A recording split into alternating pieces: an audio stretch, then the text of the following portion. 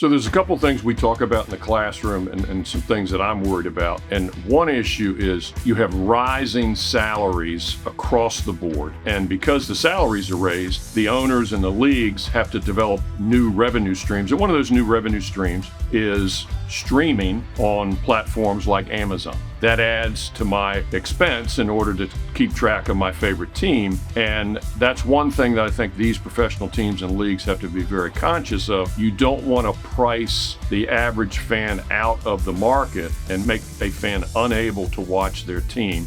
So in our venues and events class, we talk about pricing strategy, and if you're an owner of a facility, how do you capture as much revenue as you possibly can? And one of the things that professional teams, college teams, high school teams have done is you have seats on the floor, you have club level, you have luxury boxes, you add some amenities to those, and you can charge a higher price.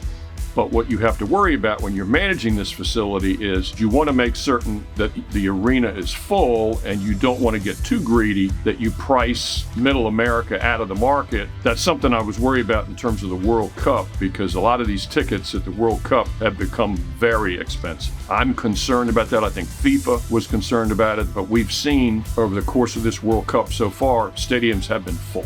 And it's been very exciting, and you have all sorts of access to watch parties where it doesn't cost a dime. I think a sport manager should always play the long game in terms of developing their business. You're trying to capture a customer for life. You want to create a fan that's interested in coming back. So you do have to be very conscious of what you charge, and don't discourage fans from coming to games because it becomes too expensive. If you love the sports industry and want to study sport management from a great group of faculty, check out our website,